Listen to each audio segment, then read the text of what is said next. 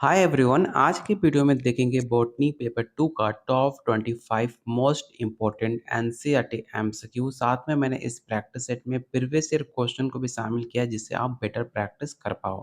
तो चलिए शुरू करते हैं आज का पहला क्वेश्चन। लेकिन उससे पहले आपको बता दें, अगर आप यूपीएससी 3.0 या स्टेट 2024 की तैयारी कर रहे हैं तो आप लोग के लिए 10 प्रैक्टिस सेट विथ आंसर साथ में व्याख्या सहित रहेगा सिर्फ 151 में, जो अभी तक बहुत सारे बच्चे ले चुके हैं। अगर आप भी लेने में इंटरेस्टेड हो तो आप मुझे इस नंबर पे व्हाट्सएप कर सकते हो। साथ में आपको गाइड भी किया जाएगा कि कैसे आप अपना पेपर स्टेट और बीपीएससी पेपर क्वालिफाई कर सकते हैं फर्स्ट अटेम्प्ट में।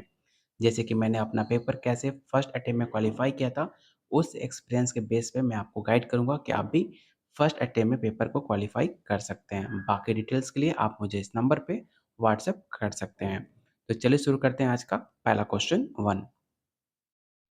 पहला क्वेश्चन है, विषाणु बना होता है केवल प्रोटीन का, केवल डीएनए का, केवल आरएनए, या ऑप्शन डी है प्रोटीन और डीएनए। ये सवाल ऑलरेडी आपके प्रीवियस ईयर क्वेश्चन का पूछा हुआ सवाल है। तो याद रखिएगा, इसका जो राइट आंसर होगा ऑप्शन डी हो जाएगा। डीएनए और प्रोटीन से मिलकर बना है विषाणु।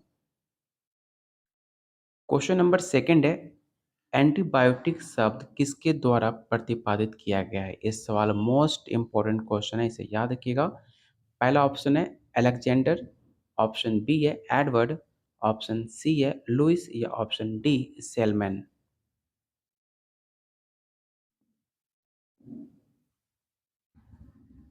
तो इसका राइट आंसर ऑप्शन डी हो जाएगा, सेलमैन वाटसन। कब प्रयोग किया था? तो 1942 में। इसे याद रखिएगा कि एंटीबायोटिक शब्द का प्रयोग 1942 में सेलमैन क्लासमैन द्वारा किया गया था। ऑप्शन इसका डी राइट आंसर हो जाएगा। क्वेश्चन थर्ड है, निम्नलिखित में कौन जीवाश्म कवक है? पहला ऑप्शन है क्लामेटिस, राइनाटिस, टेटिरिया, या ऑप्शन डी है जाइलेरिया। तो इसका राइट आंसर ऑप्शन डी हो जाएगा, जाइलेरिया। जाइलेरिया आमतौर पर मृत लकड़ी पर बढ़ने वाले असंगत कवक का एक वंशज माना जाता है। वंशज की दो आम प्रजातियां, पहला आपका जाइलेरिया और सेकंड आपका जाइलेरिया। ठीक है, याद रखिएगा, जाइलेरिया हाइपोक्लासलाइन और जाइलेरिया पोलीमोरोफी, ये दो आपके वंशज है जाइलेरिया का। ठीक है, इसका राइट आंसर ऑप्शन आपका डी हो जाएगा। आयोडीन किससे प्राप्त होता है?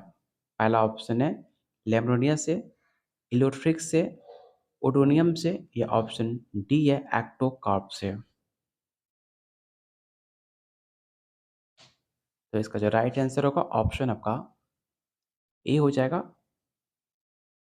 क्वेश्चन नंबर 5 है, फोलियोज लाइकेन किसका उदाहरण है? ये सवाल ऑलरेडी आपके प्रीवियस ईयर क्वेश्चन का पूछा हुआ सवाल है। पहला ऑप्शन है पार्मेलिया, ऑप्शन बी है कैलेडोनिया, असनिया, या ऑप्शन डी है ग्राफिस। तो इसका राइट आंसर ऑप्शन आपका ए हो जाएगा। क्वेश्चन नंबर 6 है, वर्षा ऋतु के दौरान बायोफ्राइट्स हारा जल निर्माण करती है। गीली मिट्टी पर, चट्टानी इलाका पर, पेड़ों की छाल पर, या ऑप्शन डी इनमें से सभी। तो क्वेश्चन 6 का जो राइट आंसर होगा ऑप्शन डी हो जाएगा, ऑल ऑफ दिस। और आप लोगों से रिक्वेस्ट है कि जितने लोग अभी तक वीडियो को लाइक नहीं किया है तो प्लीज़ वीडियो को लाइक और शेयर जरूर कीजिएगा अपने दोस्त में, अपने फ्रेंड्स में, क्योंकि आपका एक लाइक हमें काफ़ी मोटिवेट करेगा आप लोग के लिए डेली ऐसे ही इंपॉर्टेंट एमसीक्यू लाने के लिए जो आपके पेपर में डायरेक्ट देखने को मिल सकता है। क्वेश्चन नंबर 7 है, निम्नलिखित पौधों में कौन हारा स्पोर पैदा करता है? पहला ऑप्शन है साइलोटोम, ऑप्शन बी है लाइकोपोडियम, या ऑप्शन सी रिक्सिया, या ऑप्शन डी है इक्विसिटम। तो इसका जो राइट आंसर होगा ऑप्शन आपका डी हो जाएगा। क्वेश्चन नंबर 8 है, जनन ग्रंथि कोष गणना का अंत स्वभाव क्या होता है? आपके पास चार ऑप्शन है, आपको बताना है इसका क्वेश्चन 8 का राइट आंसर क्या होगा।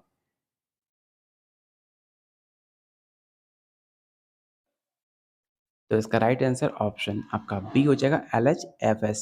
ठीक है, जो कि एक गोनाडोट्रोपिक हार्मोन होता है जो कि पिट्यूटरी ग्रंथि से निकलता है। तो इसका राइट आंसर ऑप्शन बी होगा। क्वेश्चन नंबर 9 आपको बताना है कि एक वनस्पति नाम जिसके वंश नाम पूर्ण रूप से जाति संकेत पद को ही दोहराता है उसे हम क्या कहते हैं? ये सवाल ऑलरेडी आपके प्रीवियस ईयर क्वेश्चन में पूछा गया था। पहला ऑप्शन है टाटोनिम, सिनानिम, होमोनिम या ऑप्शन डी है आटोनिम।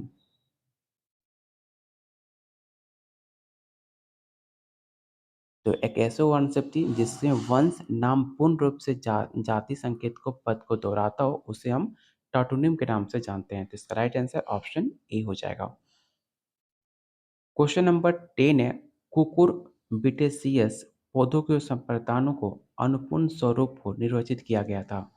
किसके द्वारा नियोजित किया गया था आपको ये बताना है। म्यूलर द्वारा, एंगलर द्वारा, ब्राउन द्वारा या ऑप्शन डी है आई कलर द्वारा। तो इसका राइट आंसर ऑप्शन बी हो जाएगा। क्वेश्चन नंबर 11 है जीनोबायोटिक्स किससे संबंधित है? काफ़ी आसान क्वेश्चन है। आपने क्लास 12 में आपने पढ़ा होगा जीनोबायोटिक्स के, जो कि आपके संबंधित माना जाता है एक्सोनोजिनस जहर से। ठीक है, ऑप्शन डी इसका राइट आंसर होगा। क्वेश्चन नंबर 12 निम्नलिखित में किस लकड़ी का औसत भार सबसे ज़्यादा है? पहला ऑप्शन है चीड़ का, देवदार का, शीशम का या ऑप्शन डी है साल का। तो याद रखिएगा, जो आपका शीशम होता है वो सबसे ज़्यादा भारी माना जाता है। शीशम भारतीय लाल लकड़ी का एक वृक्ष है। शीशम की जो काँच छिद्रित होती है उसमें काफ़ी प्रकार के फर्नीचर बनाने में इसका उपयोग सबसे ज़्यादा किया जाता है। इसलिए इसका जो राइट आंसर होगा ऑप्शन सी हो जाएगा। क्वेश्चन नंबर 13 है अनाथ प्रगंधा कहाँ पर पाई जाती है? पहला ऑप्शन है कपास में, मदार में, गेंडा में या ऑप्शन डी बाजरा में। तो इसका राइट आंसर ऑप्शन बी हो जाएगा मदार में।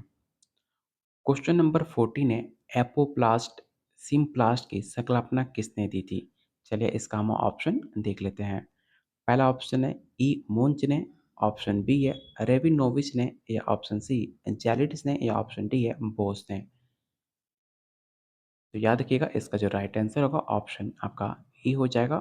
ई मुंच ने कब दी थी? तो 1930 में। इसे भी याद रखिएगा। क्वेश्चन नंबर 15 जीन मुख्यतः अथवा पुनः बना देता है प्रोटीन का, डीएनए का, कार्बोहाइड्रेट का या ऑप्शन डी है अमीनो एसिड का। तो इसका जो राइट आंसर होगा ऑप्शन बी हो जाएगा। संतान को अपने उनको गुणसूत्र प्राप्त होते हैं जिनमें सर्वाधिक अंश डीएनए होता है। इस डीएनए का एक खंड में जिसमें आनुवंशिक कूट निहित होता है उसको वैज्ञानिक जीन के नाम से जानते हैं। इसे आप याद रखिएगा। इसका जो राइट आंसर होगा ऑप्शन बी हो जाएगा। निम्नलिखित में कौन उत्तर परिवर्तजनिक कर्मक है? पहला ऑप्शन है इथाइल मीथेन, इथिलीन, 2,4-डी या ऑप्शन डी है 1-IAA। तो इसका जो राइट आंसर होगा ऑप्शन ए हो जाएगा। वो प्लास्टिड्स जो वसा को संश्लेषित करने एवं सुरक्षित करते हैं उसे हम क्या कहते हैं? ये सवाल आपके प्रीवियस ईयर क्वेश्चन से पूछा हुआ सवाल है। क्या उसे हम यूप्लास्ट कहते हैं या उसे इटियोप्लास्ट कहते हैं या इलाइलोप्लास्ट या ऑप्शन डी है जीरोनोप्लास्ट के नाम से जानते हैं? तो इसका जो राइट आंसर होगा ऑप्शन सी हो जाएगा। बसंतीकरण शब्द का प्रयोग सबसे पहले किसने किया? ये सवाल काफ़ी मोस्ट इंपॉर्टेंट है। इसे आप पीवीआई क्वेश्चन टिक आउट कर लेना। पहला ऑप्शन है हैकल, ओडम, लैंसिको या ऑप्शन डी है अलाउड। तो याद रखना, बसंतीकरण का सबसे पहला प्रयोग लाइसेंको ने किया था। कब किया था? तो 1928 में किया था। इसे भी आप याद रखना, ऑप्शन सी। क्वेश्चन नंबर 19 है तलाक कुंजी का सिद्धांत किससे संबंधित है? पहला ऑप्शन है रासायनिक क्रिया से, हार्मोनिक क्रिया से, एंजाइम क्रिया से या ऑप्शन डी है अप्रकाशिक अभिक्रिया से। तो इसका राइट आंसर होगा ऑप्शन सी एंजाइम क्रिया से। याद रखिएगा, एमिल फिशर ने 1894 में एमिल फिशर ने 1894 में एंजाइम के विषय में ताला-कुंजी सिद्धांत का प्रतिपादन किया था। याद रखिएगा, ये भी सवाल आपसे पूछा जा सकता है कि ताला-कुंजी का सिद्धांत किसके द्वारा प्रतिपादन किया गया था? तो नाम याद रखिएगा, एमिल फिनिशर। ये सवाल काफ़ी इम्पोर्टेंट है, इसलिए आप इसे वीवीआई क्वेश्चन कंसीडर कर सकते हो। एमिल फिशर 1894 में। क्वेश्चन नंबर 20, डीडीटी क्या है? एक प्रतिजैविक है या एक जैविक निम्नकरण प्रदूषक है या एक नॉन बायोडिग्रेडेबल पॉल्यूटेंट है या option D none of the above.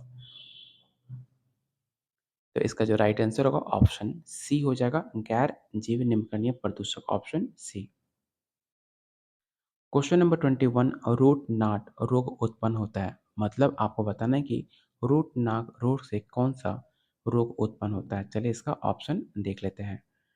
पहला ऑप्शन है माइकोप्लाज्मा, ऑप्शन बी है निमेटोडस वायरस या ऑप्शन डी है कवक। तो याद रखिएगा, इसका जो राइट आंसर होगा ऑप्शन बी हो जाएगा, निमोटोड्स, ऑप्शन बी। क्वेश्चन नंबर 22 है, आपको बताना है कि ट्रांसजेनिक पादप उत्पन्न किए जाते हैं। पहला ऑप्शन है जीन उत्परिवर्तन के प्रेरित कर, रक्त के निर्माण के में बाधा डालकर, लैंगिक गुणसूत्र का ह्रास करके या ऑप्शन डी विदेशी जीनों को परिवस्थित कराकर। तो इसका राइट आंसर ऑप्शन आपका डी हो जाएगा। क्वेश्चन नंबर 23 है, 1970 में खुराना एवं अन्य ने जिस प्रथम जीन का रासायनिक संश्लेषण किया था वो कौन था? ये सवाल काफ़ी इंपॉर्टेंट है, इसे आप पीवीआई क्वेश्चन टिक आउट करें ना। पहला ऑप्शन है alanine transfer RNA gene, beta globin gene, lactose operon gene या ऑप्शन डी है एक आकोजीन। या इसका राइट आंसर होगा ऑप्शन आपका ई हो जाएगा। कब किया था? 1970 में, इसे याद रखिएगा। क्वेश्चन नंबर 24 आपके प्रीवियस ईयर क्वेश्चन का पूछा हुआ सवाल है। आपको बताना है कि भारत की गुंडावना वनस्पति किसकी प्रतिनिधित्व करती है? पहला ऑप्शन है क्रैम्बियन, ऑप्शन बी है डेवनियन या ऑप्शन सी अपर कार्बोनिफेरस या ऑप्शन डी है जुरासिक। तो इसका राइट आंसर ऑप्शन बी हो जाएगा। क्वेश्चन 25 आपको बताना है कि इको टाइप शब्द किसने प्रस्तावित किया? ये सवाल मोस्ट इंपोर्टेंट क्वेश्चन है। ऐसा कोई भी एग्जाम नहीं होगा जहाँ पर ये बोटनी पेपर में सवाल ना पूछा जाता हो। तो नाम याद रखिएगा कि जो इको टाइप शब्द है, सबसे पहले 1922 में इसको प्रस्तुत किया गया था टर्सन द्वारा। कब किया गया था? 1922 में। क्वेश्चन 26, 5 जगत विभाजन के अनुसार प्रोटोजोआ को कहाँ रखा गया था? पहला ऑप्शन है पेरटिस्टा, मोनेरा, कवक या ऑप्शन डी है एनीमेलिया। तो इसका जो राइट आंसर होगा ऑप्शन ए हो जाएगा। 5 जगत विभाजन के अंतर्गत प्रोटोजोआ को पेरटिस्टा में रखा गया था। ठीक है? जो कि हिक्टर ने 1969 में 5 जगत प्रणाली को मान्यवादी इन पांचों जीव जगत को तुलनात्मक अध्ययन किया था। इसे भी आप याद रखिएगा।